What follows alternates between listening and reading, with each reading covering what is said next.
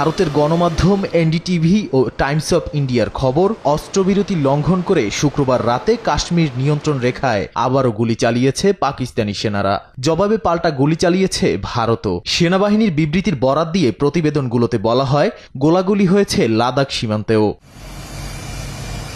দুই দেশের চলমান উত্তেজনার মধ্যেই দ্রুত সমাধান খোঁজার পরামর্শ দিয়েছেন মার্কিন প্রেসিডেন্ট ডোনাল্ড ট্রাম্প। যুক্তরাষ্ট্রের স্থানীয় সময় শুক্রবার এয়ারফোর্স ওয়ানে সাংবাদিকদের সঙ্গে আলাপকালে ট্রাম্প ভারত পাকিস্তানের বিরোধকে ঐতিহাসিক আখ্যা দেন। বলেন, ভারত পাকিস্তান নিজেরাই কোনো না কোনোভাবে এটি মিটিয়ে নেবে।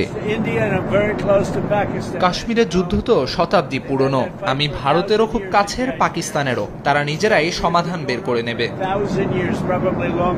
এর আগে মার্কিন পররাষ্ট্র দপ্তরও জানায়, কাশ্মীরের পরিস্থিতি নিয়ে ওয়াশিংটন কোনো অবস্থান না নিলেও তারা দ্রুত পরিবর্তনশীল পরিস্থিতি পর্যবেক্ষণ করছে। এছাড়াও যুক্তরাষ্ট্রের সরকার তাদের নাগরিকদের ভারত পাকিস্তান সীমান্তের 10 কিলোমিটারের মধ্যে ভ্রমণ না করার পরামর্শ দিয়েছে।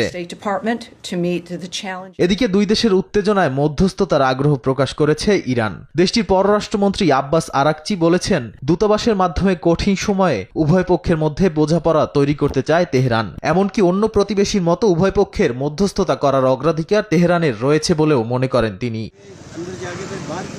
তবে পাল্টাপাল্টি পদক্ষেপ নিয়ে খোদ উত্তেজনা বাড়িয়ে চলেছে দুই দেশই। শুক্রবার সিন্ধু নদের পানি চুক্তি নিয়ে অমিত শাহর বাসভবনে জরুরি বৈঠকে বসেন ভারতের জলশক্তি মন্ত্রী সি.আর. পাটিল। পরে হুঁশিয়ারি দিয়ে বলেন, সিন্ধুর এক ফোঁটা পানিও পাবে না পাকিস্তান, এজন্য ব্যবস্থা করছেন তারা। এর আগে ভারত যদি পানির প্রবাহ আটকানোর চেষ্টা করে, তাহলে সেটিকে যুদ্ধ পরিস্থিতি হিসেবে বিবেচনা করে পাল্টা ব্যবস্থা নেয়ার হুঁশিয়ারি দিয়েছিল পাকিস্তানের পররাষ্ট্র মন্ত্রণালয়। এর মধ্যে সিন্ধু পানি চুক্তির প্রধান পর্যবেক্ষক বিশ্বব্যাংককে না জানিয়ে ভারত এ সিদ্ধান্ত নিয়েছে বলে উঠে আসে দ্য হিন্দুর প্রতিবেদনে। তবে ভারতীয় এক কর্মকর্তার দাবি, পাকিস্তানকে আগেই জানিয়ে দেয়ায় বিশ্বব্যাংককে জানানোর কোনো প্রয়োজন নেই।